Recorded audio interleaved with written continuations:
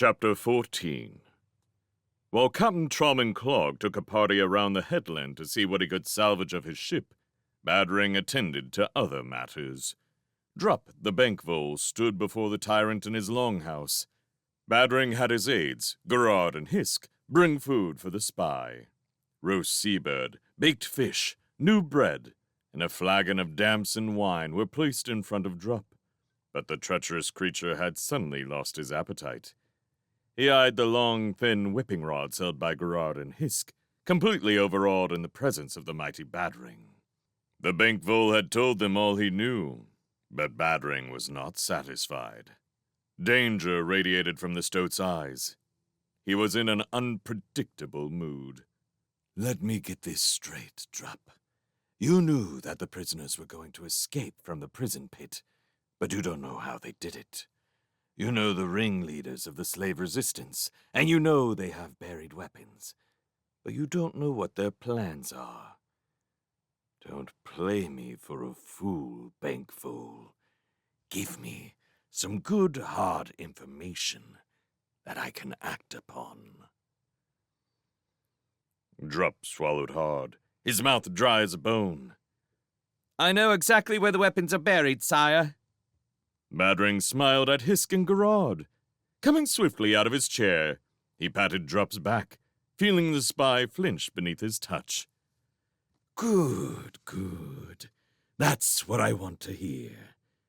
Tell me exactly where they are. Lord, they are inside the slave compound, buried in the earth, beneath the sleeping pallet of an otter called Togru.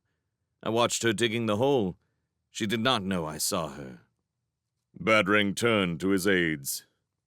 Come on, let's go and take a look. You have done well, Drup. From now on, you will be my eyes and ears in the ranks of the slaves. Sit down, eat, drink, and be easy. When Badring and his cronies had left the longhouse, Drup felt his confidence returning. His appetite, too. Seating himself at the table, he poured a large beaker of wine and tore off a leg from the roast seabird. The bread smelled good and fresh as he stuffed it hungrily into his mouth. Quaffing damson wine and setting his teeth into the hot meat, Drup allowed himself a rare smile. Let the others be helpful and noble to each other. He was in the business of self-preservation. The slaves had lain idle since the hostilities with Clog, but they knew it would not last. Badring would soon have them toiling under the lash. The afternoon was warm and lazy, with hardly a breeze. They made the most of it, lying about in the sun. A mouse called Yarrow wandered over to the palisade and peered through a gap. Barkyan! Barkyan! Badring is coming this way with Gerard and Hisk! The old squirrel was instantly at his side. Yes, I see them. I wonder what they want. Badring stood in the center of the compound, a knowing smile hovering round his lips. The slaves shuffled nervously as Hisk and Gerard wandered amongst them, flicking the long, thin rods. The tyrant's voice was soft, almost friendly, as he addressed his captives. Well, you've had a nice, easy few days, but it'll be back to work in the morning. Stand by your beds while we take a head count. They hurried to obey, giving Hisk and Gerard's rods a wide berth. An eerie silence settled over the whole place as the two captains walked around the nervous creatures standing by their pitiful sacks of straw, which served as beds. Gerard took one side, Hisk the other, tapping their canes against each animal's chest as they counted. Hilgors the old hedgehog stood in front of a very young mouse called Hoopo. As Gerard's cane snaked out to touch the youngster, Hilgors batted it aside with his paw. He spoke out, his voice bold and inquiring. What's all this about? What do you want of us? Hilgors, is that your name? The tyrant's voice was still deceptively friendly. That's what they call me? I thought so. Let me see now. Which one of you is Barkyan? Fildo's father took a pace forward. I am Bakyon. Badring's eyes roved this way and that. Kayla. Is there a young otter named Kayla? Aye, that's me. Kayla held up a paw. Badring stared at the otter a moment. Good, good. You can tell me which one is Tolgru, another otter, like yourself. Kayla exchanged glances with Bakyon and Hilgos before replying. Tolgru. There's no Tolgru here. Badring's voice hardened. Lie to me, and you'll die, all three of you. Who is Tolgru? The otter could not see her friends endangered. She held up her paw. My name is Tolgru. Badring strode across to her and kicked the sack of bedding grass. Move that, and start digging. Slowly, Tolgru did as she was bid. The noon sun beat down on the compound. A small cloud of dust arose where the otter toiled away, digging the sandy, clayish ground with both paws. Bakyon looked across to Hilgos. Their eyes were sad with resignation. Tolgru dug until she was standing in a pit half her own height. Sweat ran down into her eyes, hiding the look of puzzlement in them.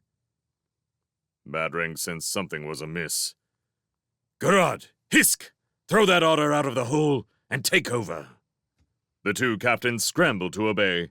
Putting their rods aside, they heaved Tolgru out of the excavation and began digging fast and hard under the tyrant's hot, angry eyes.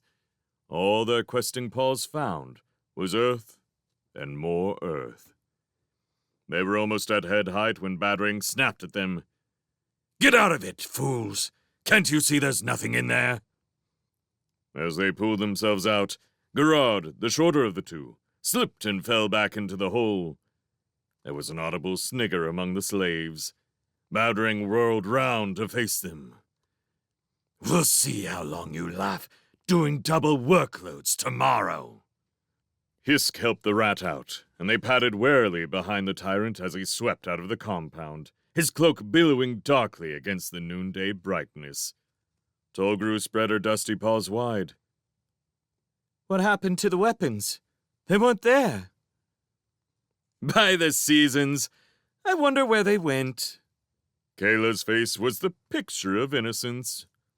Bakyon waggled a paw under the otter's nose. You know, you young rascal. Kayla smiled mischievously.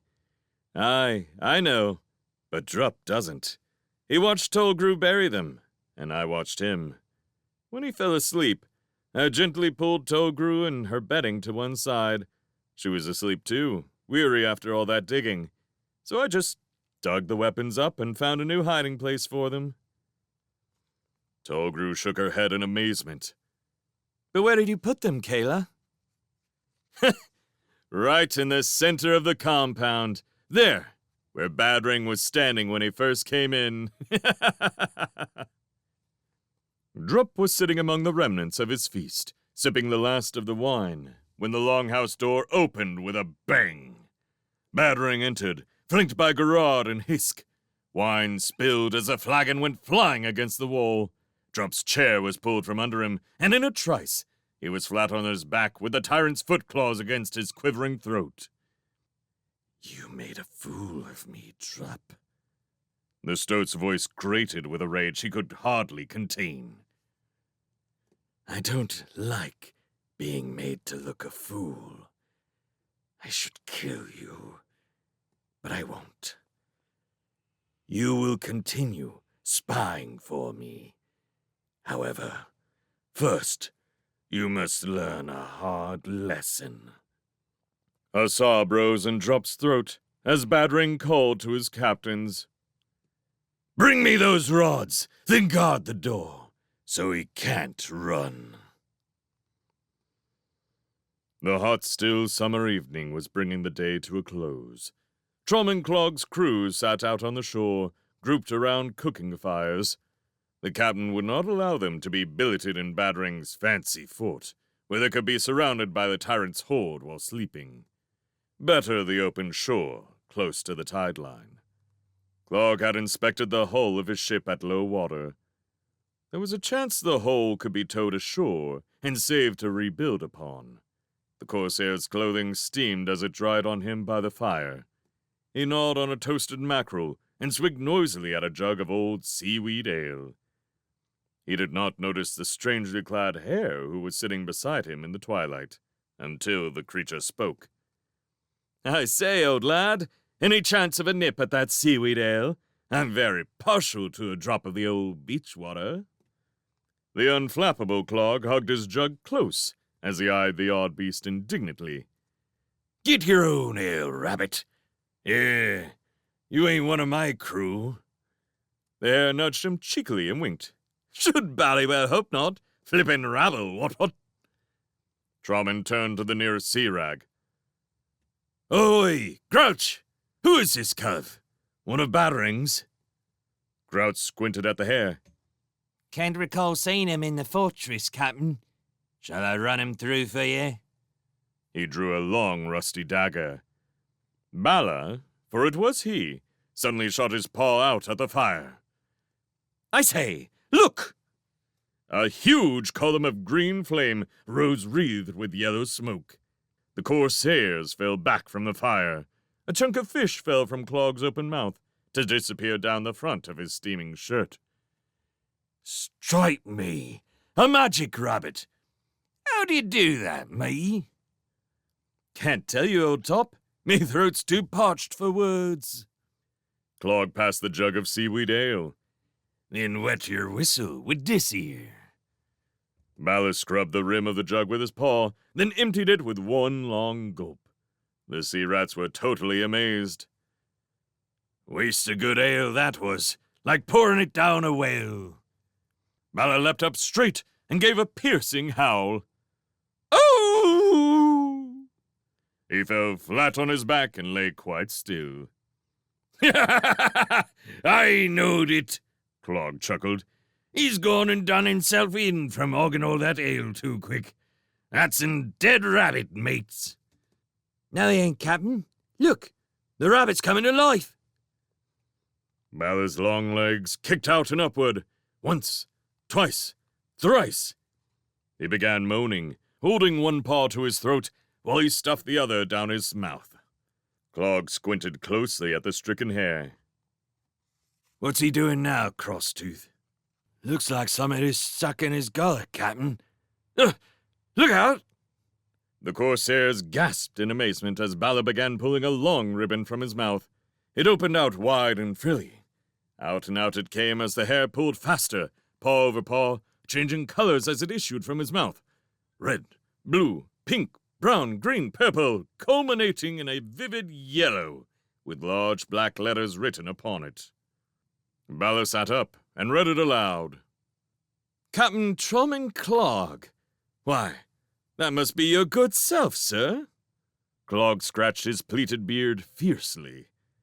Aye, that's me name. How do you know? Bala leaned close to Clog's ear. It'd shock you what us magic rabbits know, my good fellow. Here. He presented Clog with a rosy apple that he appeared to pull from the pirate stoat's ear. Trommen clacked his clogs together with delight. He was immensely taken with his newfound friend. Gruzzle, Boggs, fetch wine and victuals for our magic rabbit here. Come on, matey, tell us your name. Bala bowed courteously. Tibar. Tibar? What sort of name's that? Why, it's simply rabbit spelled backwards, me old buckadoodle. You're a good un, Tibar. Do more magic for us. Bala adopted a droopingly sad face. Alas and alack, old matey friend, I must go. But would you like to see some more magic creatures? We could put on a show of legerdemain, a tale of unrequited love and skullduggery that would astound you. Aye, that we would, Tibar, matey. Clog nodded eagerly. When'll ye bring your friends? Tomorrow eve, just after sunset, into the courtyard of yonder fortress, if I have your promise that none shall harm us. The captain held a grubby paw to his stomach, which he valued far more than his heart. Promise, you have me oath as a corsair, matey. You and your mates is to be treated like queens and kings made of butterfly wings, and I'll slit the gizzard of any beast that looks the wrong way at ye. Until tomorrow night, then, sweet Cloggo. Balor flung his paw out at the fire. There was a puff of heavy purple smoke, a blinding white flame, and he was gone. The corsairs stood in a hushed group around the fire, rubbing their eyes after the flaring white brightness. Gruzzle shook his head sadly. The magic rabbit's gone, shipped out in a flash. Do you think he'll turn up again like he said he would, Captain? Clog fished about in his shirt until he found the chunk of mackerel. He nodded as he chewed on it. Bless your heart, Gruzzle. Of course he will. Tibar's me matey. Do you hear what he called me? Sweet Cloggo. Ain't that handsome? Balor trotted back into camp, humming snatches of a tune he was composing. Roanoke's voice greeted him. Look out, hairy beast.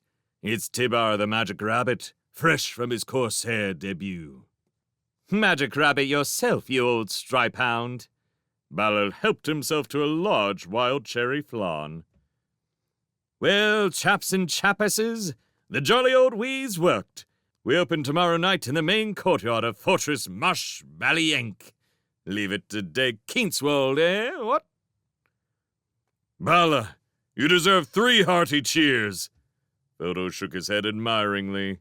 The theatrical hare's ears stood up indignantly. Stow the applause. I'd sooner have 3 hearty suppers and some decent cordial to wash away the taste of that corsair's seaweed ale. Dreadful swill. That Captain Clog's chaps aren't going to last long drinking that stuff. Dearie me, no. They'll end up warped and rotted. Take my word. Under a quarter moon on cliff top still warm from the day's sun, the rambling rosehip players rehearsed for the following night's performance. Feldo and Brome learned the business quickly. They had to.